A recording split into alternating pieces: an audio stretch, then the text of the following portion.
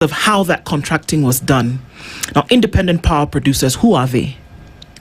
Well, independent power producers, these are private sector investors who have come to the Kenyan space. Yes. To invest, of course, provide a service and electricity to Kenya. So for that, that power is going to be used by Kenyans and manufacturers. Okay.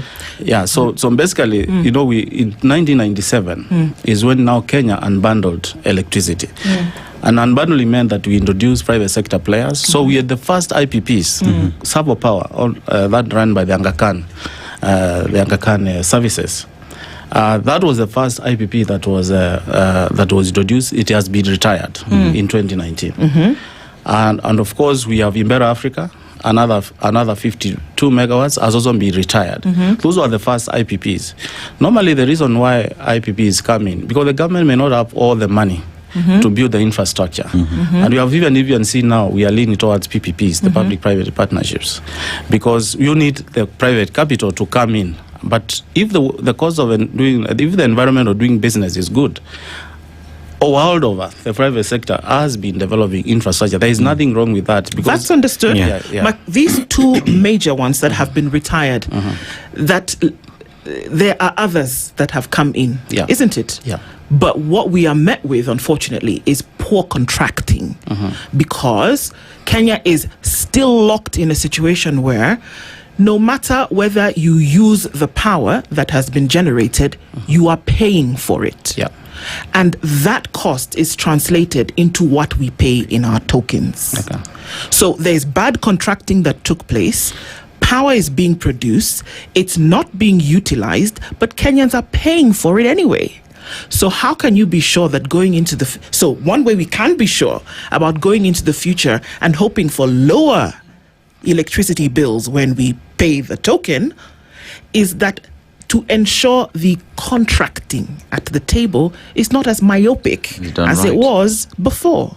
Is that not one surefire way of reducing the cost on the pockets of Kenyans? Well, thank you, for that question.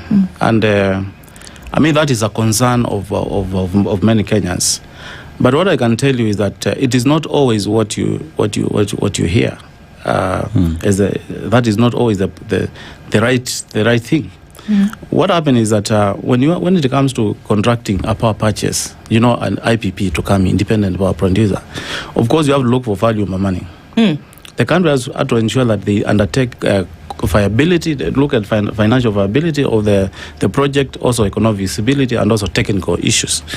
So the PPAs that have been signed, because most PPAs, the longest PPA is 25 years. The ones for diesel power plants, about 20 years. Wind, again, 20 years. Solar, 20 years. Geothermal is 25, and also solar. I mean, although hydropower can also be 25 years. Now, the issue of having a myopic contracts, what I can say, that is not entirely true. Not true at all. It's not true at all? Not true at all. So all the power that's being produced is being utilized in Kenya? Yeah, you see, the reason is, and I give you an example. When you let's say, like, for example, I know capacity payments. When, for example, a thermal power plant, let's say we are talking about a diesel generator, for example. Down in Wajir. We can talk about even that we have Triumph Power, we have Thika Power, we have Imbera Africa, we have Rabai Power. Yes. We have 565 megawatts of thermal power in this country. And the PPA for these power plants, normally it has what we call capacity payment, okay? And then we have energy, and then we have there's a fuel component of it. So 3 parts. Why CapEx? And that is where now the confusion comes in when people say we are paying for something that we are not using. For example, I know most people, like you couldn't be a farmer. When you are a farmer and you are buying a tractor, a massive on tractor is about 4.5 million shillings. Okay? Isn't it? When you buy that tractor, I want you to use that as an interpretation to understand the capacity payment. When you pay 4.5 million, you get your tractor. But you only use that tractor during the peak hours. During the rain season, when you are planting, you know, during the long rains, before the long rains, and before the short rains. That is when planting happens. If the rains are not there, then you park. When there is no farming, you park the tractor. It couldn't be 50% of the time in the year. That tractor will just be parked there. There is less work. But then that means that the bank, if you have borrowed 4.5 million shillings from a bank, it means the bank will expect your payments every end of the month, isn't it? But it also means that when I was looking at my land and I was buying this capacity tractor, then I would also realize that perhaps I didn't need this capacity, and then maybe I needed a lower or less capacity engine. No? Or maybe I could use oxen and a plow. Yeah. I don't know. I'm thinking that, would you not see and say, well, the power needs are thus, and project. That's why you have actuaries who would then project and say it's possible that with population growth and infrastructure development going towards 2063, this is what we would need. And that's why I talk about myopic contracting, because don't all of those things come into consideration then when you say it's very possible that at some point during the year we would rest this power. So then why would it then come into the contracting if you know ahead of time that it is not going to be utilized? This is my question, and I would need to then be made clear on how that works exactly. Okay, thank you. Yeah. So now, let's talk about the capacity payment and why it has to be paid. Yeah. Because that is what actually install the capex. That is what enables you to actually get into EPC contract and install a power plant in Okaria or Lake Turkana. So the capacity payment when you look at the price of a diesel plant, for example, the capacity payment is about 5 shillings. Okay. So that one you'll always pay per kilowatt hour, whether the power plant is being utilized or not. Okay. And then there is energy of about 1 shilling per kilowatt hour. And then the fuel is about 18 shillings because the fuel is a pass-through. And that's why you find our PPAs, and even the way we actually do our tariffs, we adjust for fuel, we adjust for forex, and also WAMA levy, and also inflation adjustment. But basically, the reason why you need a diesel power plant, for example, we have 565 of them. And I want Kenyans to know that it's not necessarily those power plants are bad, they are good.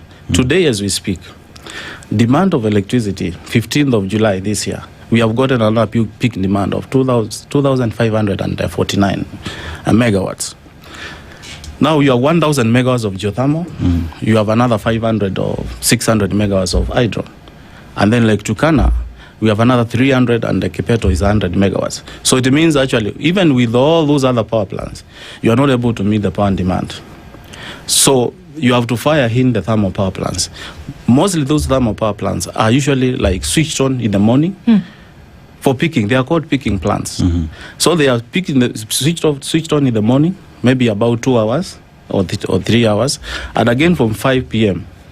to about 10 p.m. Again, they have to be fired because the demand always goes higher than during the normal day. Because during the day, demand is about 1,800. At night, it goes to 2,400, 2,500 megawatts right now. And that's where now you find these power plants has to come in. The only other alternative we have is to import more. That's why you have seen sometimes we have imported power from Ethiopia, additional capacity, and also Uganda in order to meet the peak demand.